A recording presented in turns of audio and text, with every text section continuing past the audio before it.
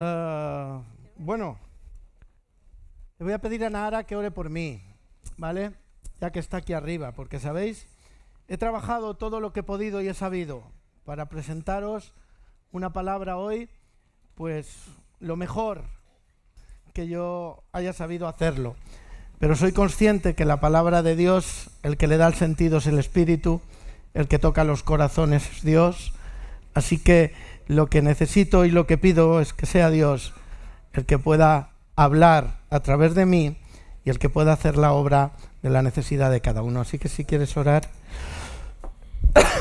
Señor, quiero poner este próximo tiempo en tus manos. Señor, sabemos que hay un trabajo elaborado de hace tiempo y que sabemos que no es un mensaje predestinado o elaborado al tuntún, Señor, sino que es algo que tú quieres que en esta mañana recibamos, Señor. Por eso quita cualquier nerviosismo, cualquier preocupación de Mariano, Señor, para que lo que tú has puesto en su corazón lo transmita con tranquilidad, con sosiego y con facilidad de hacernos entendedores de del mensaje que trae en esta mañana.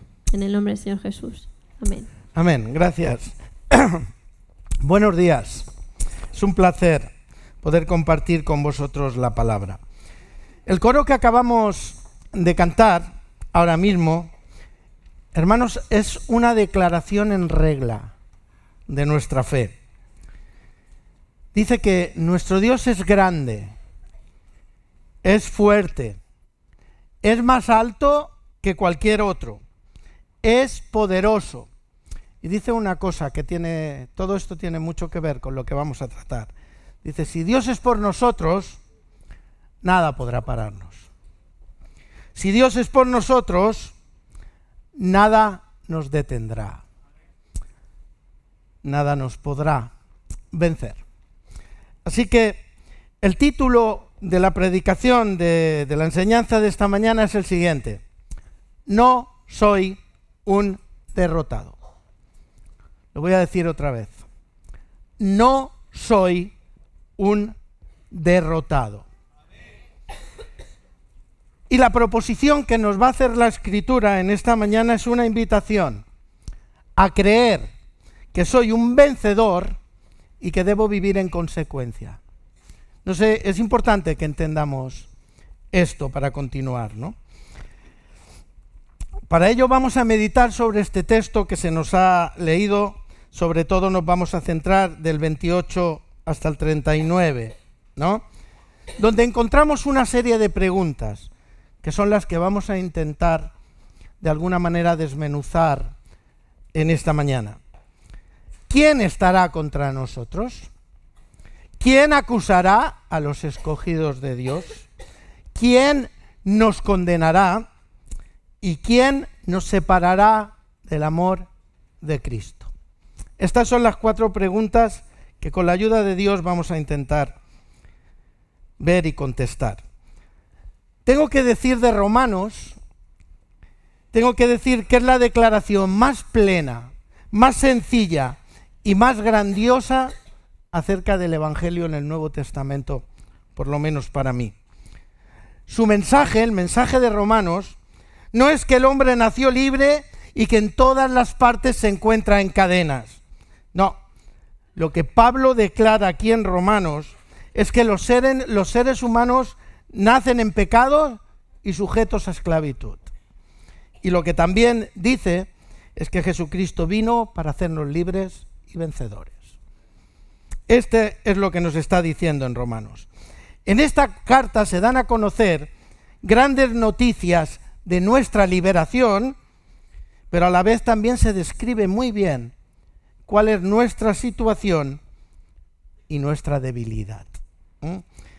Así que, en cuanto a nuestra situación y debilidad, los capítulos anteriores a Romanos 8, los anteriores, Pablo nos deja claro una serie de cosas. Primera, que todos los hombres están muertos en sus propios delitos y pecados sin excepción. Que no hay excusa para nadie. Que todos somos pecadores y culpables y que no hay justificación posible por la ley y que somos débiles por naturaleza. Esto es lo que viene hablando en los capítulos anteriores a este 8. Y en el capítulo 7, que ya está cerca y tiene que ver con lo que vamos a tratar, nos describe algo también interesante.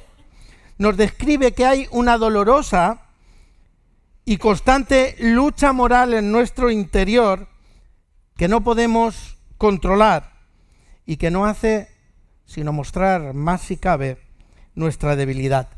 Pablo se lamenta en el capítulo 7 que aún y a pesar de haber conocido a Dios, hay una ley en sus miembros, hermanos, que le lleva cautivo al pecado. Se lamenta Pablo de ser un ser carnal. Se lamenta de estar vendido al pecado y se lamenta de que en su carne, dice, no mora el bien, pues el querer el bien está en mí, pero no el hacerlo. Dice, quiero hacer el bien y no puedo porque el mal está en mí y este mal se rebela contra la ley de mi mente y es capaz de llevarme cautivo al pecado. Y acaba exclamando, miserable de mí, ¿quién me librará de este cuerpo de muerte? Hermanos, Pablo dice que hay un conflicto interno en nosotros. El hombre consigo mismo, en el que una parte empuja en una dirección, perdón, y la otra parte lo hace en la dirección opuesta. Y ese conflicto es real, es duro, es diario, es intenso. Y fijaros, ese conflicto existe a pesar de que hemos muerto al pecado. El conflicto existe. A pesar de que nuestro viejo hombre ha sido crucificado, el conflicto existe. A pesar de que ya no somos esclavos del pecado, el conflicto existe. A pesar de que hemos sido justificados y libertados, el conflicto existe. A pesar de que seamos nuevas criaturas, que lo somos, el conflicto existe, hermanos. Hay tanta debilidad en nosotros que a veces se nos hace difícil creer que podemos resistir siempre y no quedarnos en algún momento por el camino. Incluso a veces te puede surgir, según lo que te toque vivir, te pueden surgir dudas de si vamos a llegar al final de nuestras vidas con victoria y alcanzando las promesas de Dios. Pero hermanos, no soy un derrotado. De ninguna de las maneras, no soy un derrotado. Y así lo afirma la Escritura diciendo, somos más que vencedores.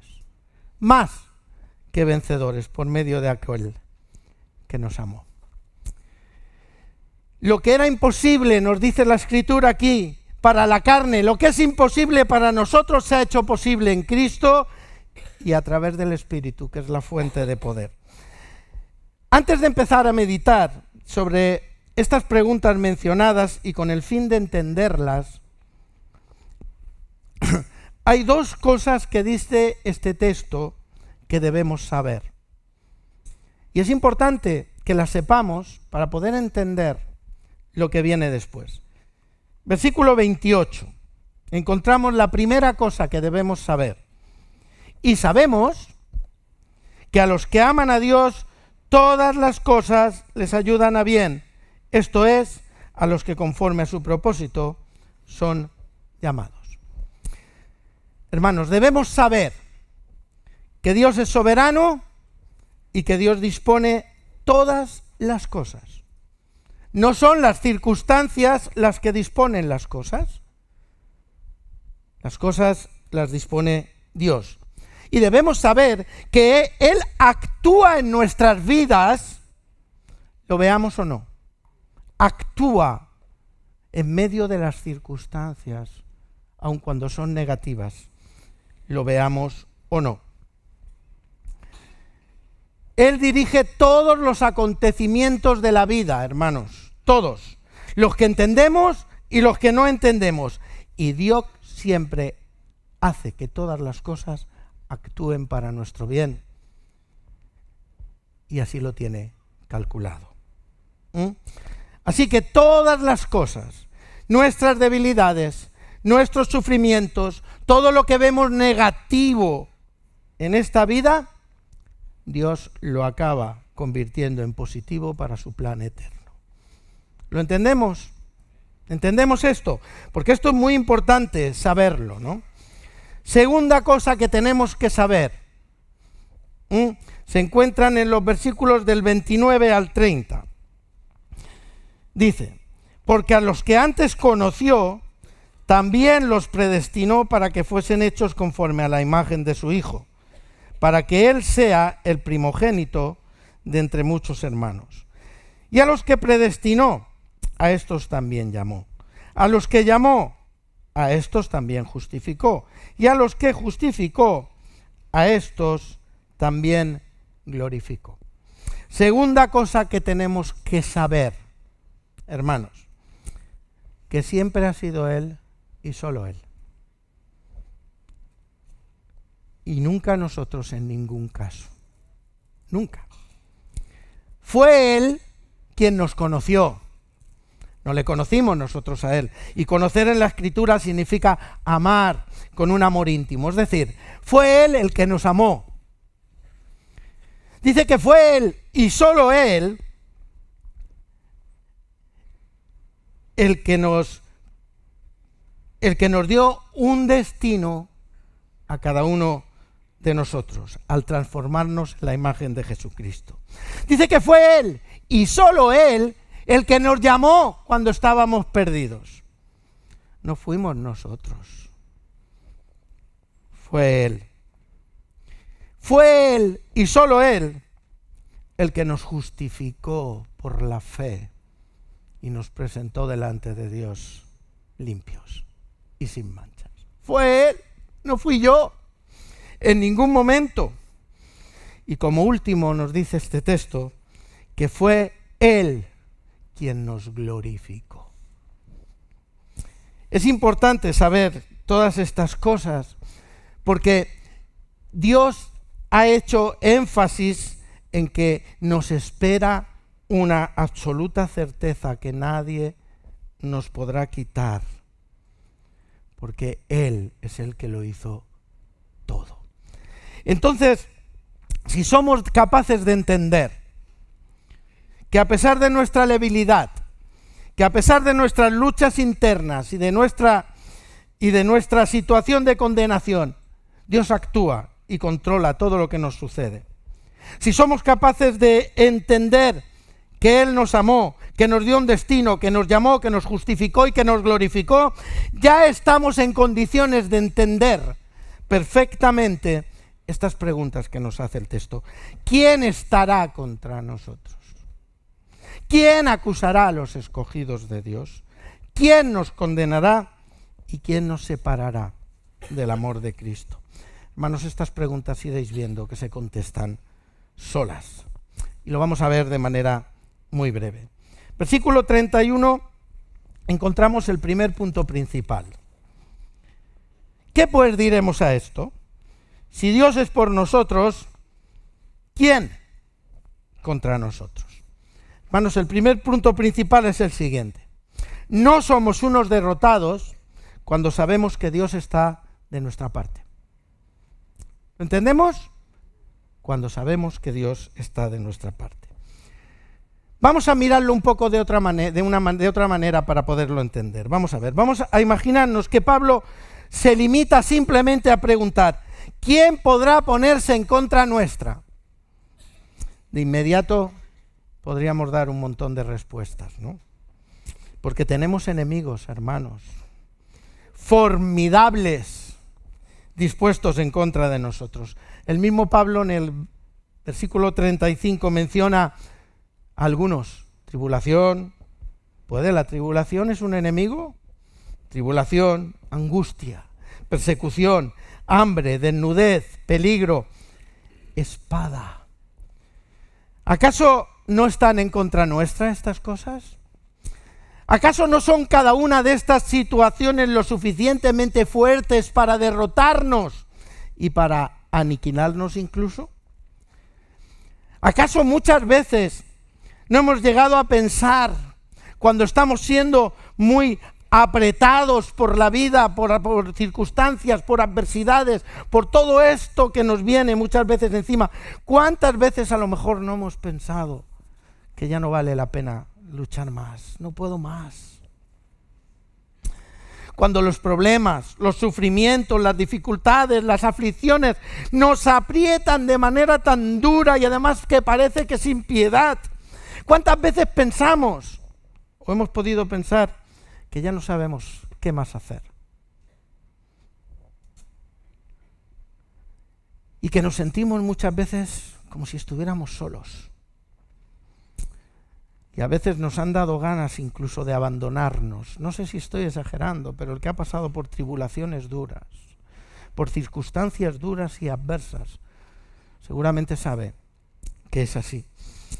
Así que, hermanos, sí que tenemos muchos enemigos en contra nuestra.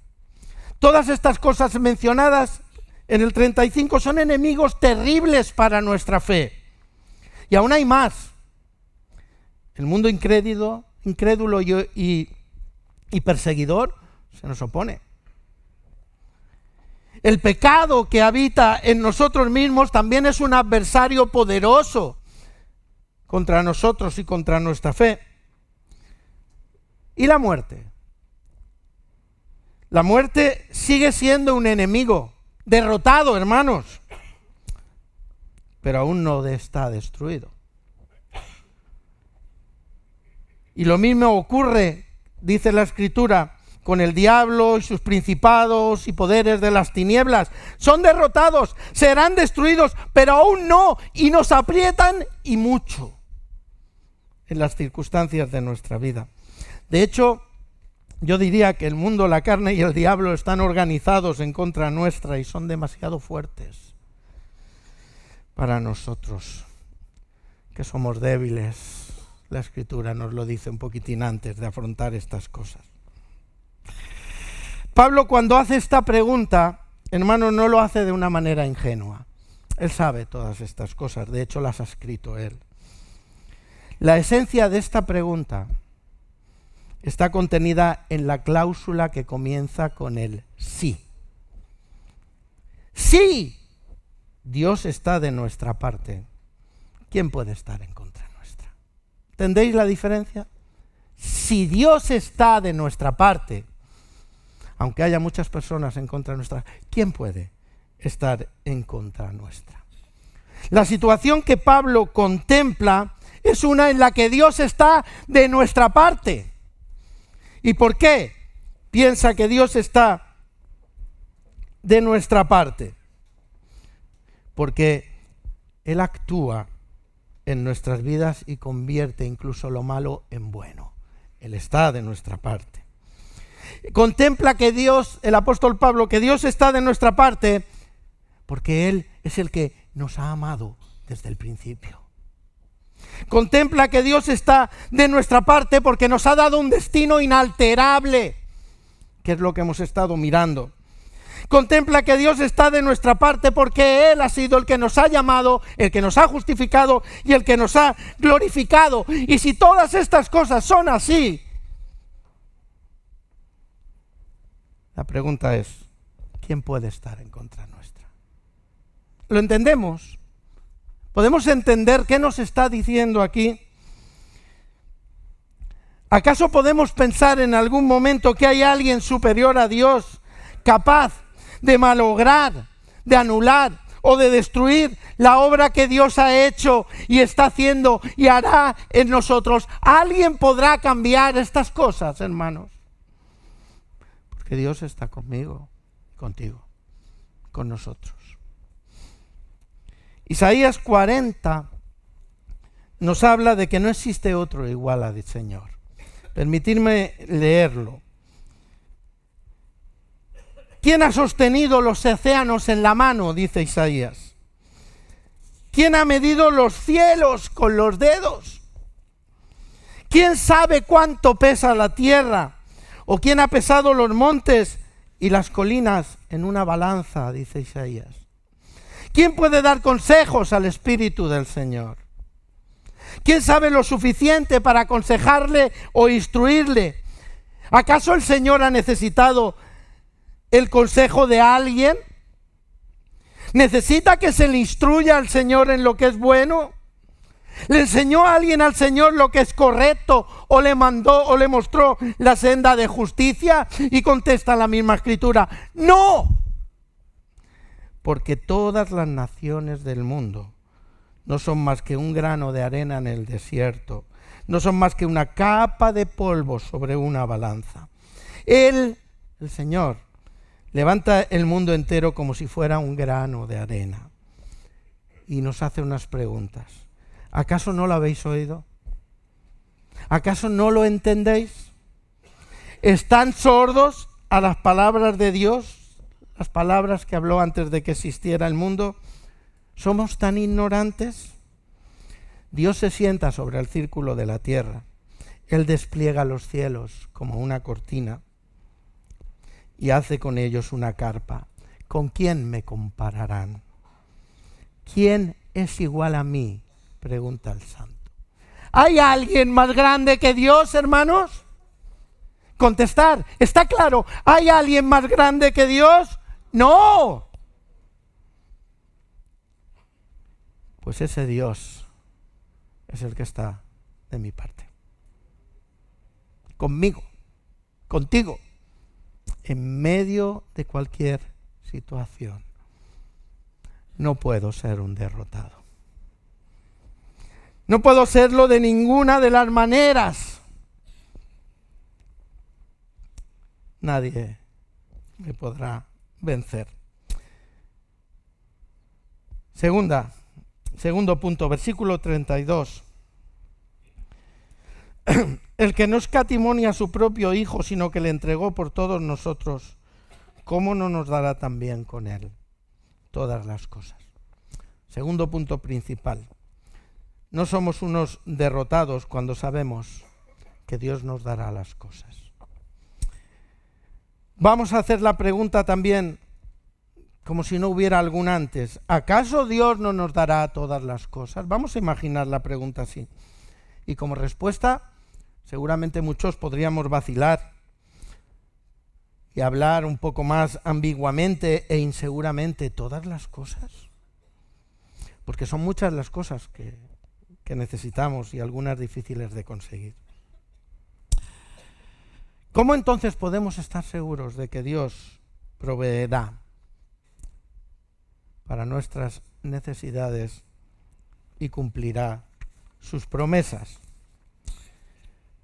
En la forma que Pablo organiza esta pregunta disipa todas las dudas, porque nos señala a la cruz. Es decir, el Dios con el respecto al cual estamos formulando esta pregunta de si nos dará o no todas las cosas, nos dice que ya nos ha dado lo más importante, que era su Hijo.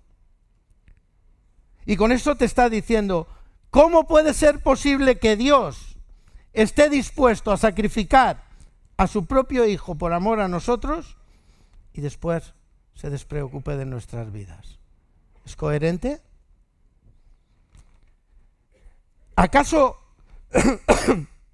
Dios haría menos por nosotros ahora que somos creyentes y después de haber sido salvados en comparación con lo que hizo con nosotros cuando éramos enemigos? No es coherente. ¿Haría Él menos por nosotros ahora que nos ha convertido en sus hijos que cuando éramos extraños y enemigos? No. Lo que está diciendo es que si Dios nos amó tanto, hermanos, mientras éramos pecadores y perdidos, si nos amó tanto hasta el punto de haberse entregado a sí mismo y a su propio Hijo por nosotros, no puede estar ahora dispuesto a darnos la espalda, hermanos, después de habernos limpiado y justificado, de ninguna de las maneras. El sacrificio de Jesús en la cruz, hermanos, no solamente es el fundamento de nuestra salvación, sino también de nuestra seguridad de que cuidará de nosotros y cumplirá sus promesas. Hermanos, nunca voy a ser un derrotado porque Dios ya ha dado suficiente prueba de su amor, de su generosidad y cuidado cuando ha dado a su propio Hijo. ¿Podemos entenderlo? Podemos estar seguros que va a cubrir, hermanos, aquellas cosas que sean necesarias. Vamos al tercer punto. Versículos 33 y 34. Lo voy a leer de la Nueva Traducción Viviente.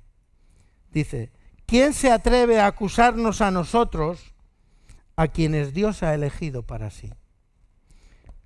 Dice: nadie. Porque Dios mismo nos puso en relación correcta con Él. Entonces, ¿quién nos condenará? Nadie. Porque Cristo Jesús murió por nosotros y resucitó por nosotros. Y está sentado en el lugar de honor a la derecha de Dios e intercede por nosotros. Tercer punto principal: no somos unos derrotados cuando sabemos que nadie nos podrá acusar ni condenar, porque Dios es el que nos ha justificado, ¿no? Vamos a intentar ver esto. Vamos a hacer la pregunta también, plantearla aisladamente, ¿no? Si preguntáramos quién nos puede acusar y quién nos puede condenar, hermanos, con seguridad que hay muchas personas dispuestas a hacer esto.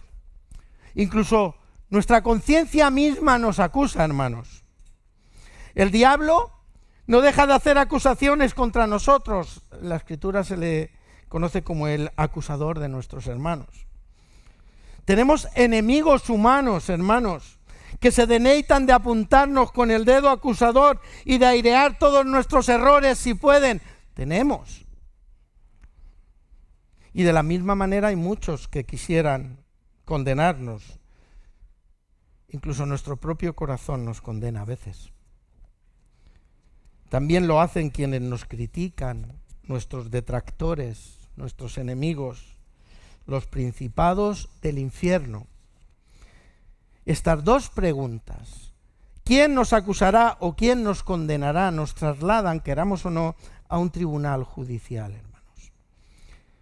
Y yo ahora os digo, ¿os imagináis un juicio contra nosotros donde tenemos acusadores y gente que de todas quiere que seamos condenados, pero resulta que yo ya sé de antemano que voy a ser absuelto por el juez? ¿No debería esto traer seguridad y tranquilidad por muchos acusadores que tengamos, por muchos deseos que tengan de que podamos ser condenados? Mirad, el argumento de Pablo aquí es que ningún proceso podrá tener éxito, por cuanto Dios, que es el juez, el que nos va a juzgar, ha sido el que ya nos ha justificado. ¿Lo podemos entender? Tienen todas las acusaciones y condenas caen por sí solas. ¿Quién podrá acusarnos? ¿Quién podrá condenarnos por muchos que hayan contra nuestras, por muchos deseos que tengan? Nadie nos podrá vencer y nunca voy a ser un derrotado, porque el que me va a juzgar es el que me defiende, hermanos, es el que me ha justificado, es el que ha pagado mi deuda y resuelto mi caso.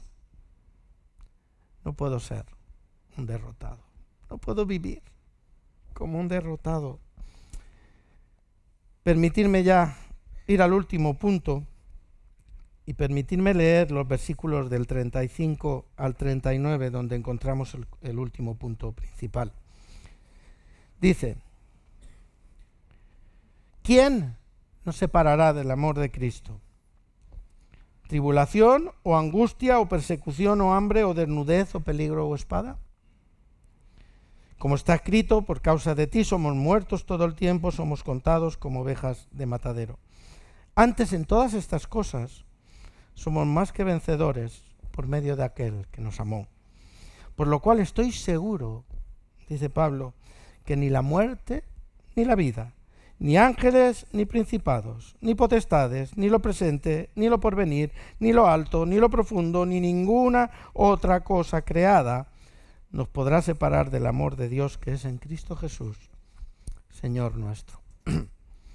No somos unos derrotados, hermanos, cuando sabemos que nada nos podrá separar del amor de Dios.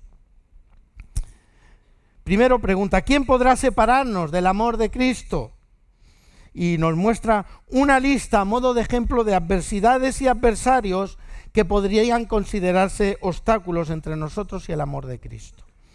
Y nos habla tribulación, angustia y persecución, que parece denotar pues las presiones y preocupaciones, ¿no?, causadas por el mundo. Hambre e indigencia, la falta total de alimento y de vestido. Peligro o violencia, riesgo de muerte, ¿no?, o incluso de martirio. Decir que los cristianos de Roma quizá estaban experimentando estas pruebas cuando se les dijo, porque unos pocos años después, muchos fueron quemados como antorchas vivientes para el entretenimiento del emperador Nerón. Y nos dice Hebreos que nos ofrece una lista anónima de creyentes que dice que fueron por su fe torturados, escarnecidos, flagelados, encadenados, lapidados e incluso aserrados por la mitad. Esta lista de adversarios, de adversidades, hermanos, que menciona, muchas de ellas, hermanos, ¿acaso no son verdaderos sufrimientos que uno tiene que ir pasando por el mundo? Desagradables, degradantes, difíciles de soportar, que desafían la fe de la persona. El mismo Pablo los había experimentado, ¿no? Pero también muestra adversarios lo suficientemente poderosos para crear una barrera entre nosotros y Cristo. Dice la muerte y la vida. Probablemente se refiere a la crisis de la muerte, ¿no?, y a las calamidades de la vida. Habla de ángeles y demonios, que pretende incluir seguramente todos los agentes cósmicos sobrehumanos, sean buenos o malos. Habla de lo presente, lo porvenir, lo alto y lo profundo, que se refiere al tiempo y al espacio. Para poder traducir todo esto, se podría traducir de la siguiente manera. ¿Puede el dolor, la miseria, las pérdidas o alguna cosa creada separar al pueblo de Cristo de su amor? De ninguna de las maneras. Nada podrá apartarnos del amor que Dios nos ha manifestado en Cristo Jesús, Señor nuestro. Aun estando sufriendo todo esto, hermanos, y en medio de todo esto, Pablo se atreve a decir que somos más que vencedores. A pesar de todas estas cosas, a pesar de nuestras debilidades, a pesar de nuestras luchas, de nuestras tribulaciones, de nuestras angustias, de todas y todas las cosas, somos más que vencedores. Y evidentemente no es por nuestros méritos, ni destrezas, ni capacidades, ni resistencia, ni fuerza. Todo es posible por medio de aquel que venció y nos amó.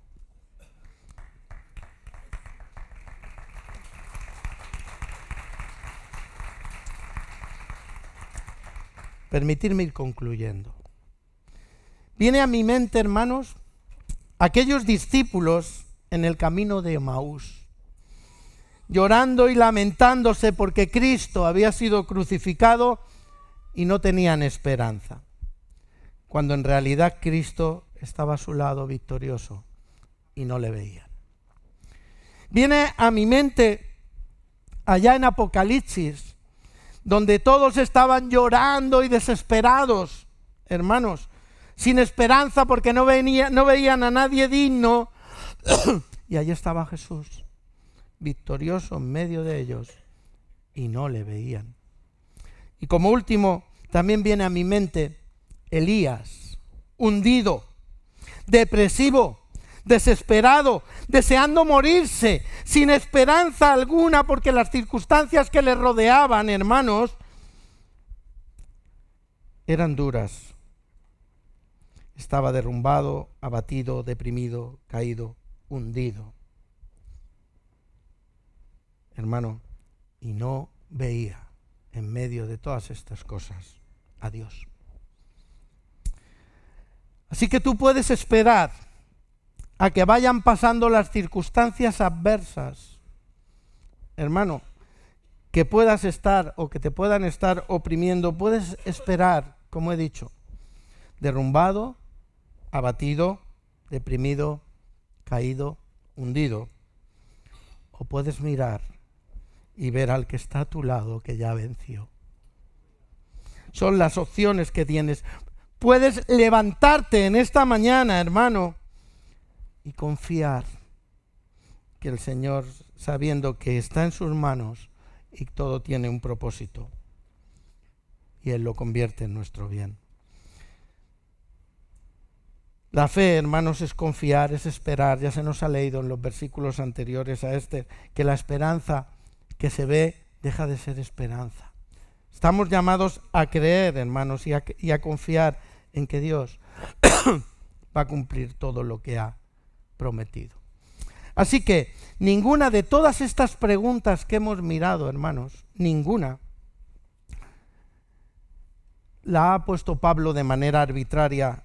Todas están relacionadas con el clase de Dios en quien creemos. Es decir, juntas afirman rotundamente y absolutamente que nada puede frustrar el propósito de Dios, hermanos, porque Él está por nosotros. Nada ni nadie puede acusar ni condenarnos porque Él nos ha elegido.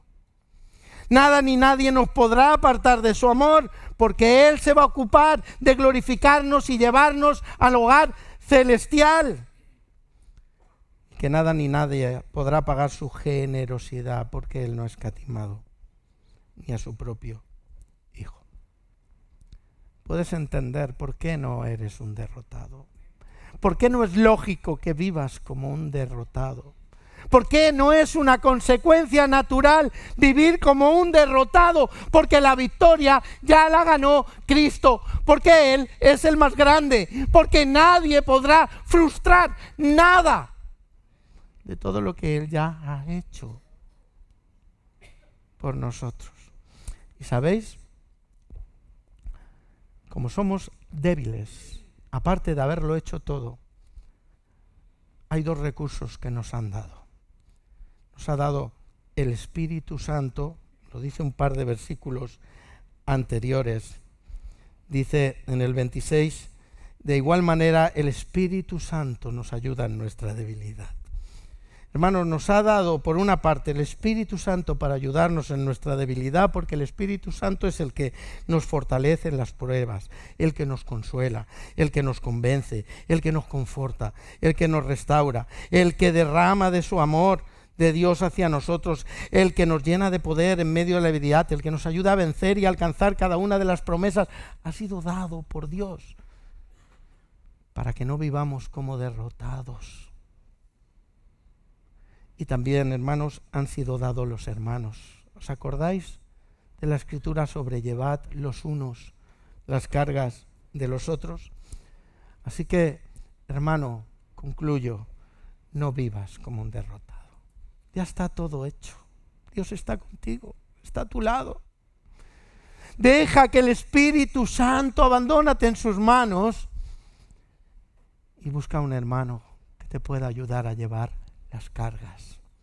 O tú, hermano, si conoces a alguien que está viviendo así, acércate y ayúdale a levantarse.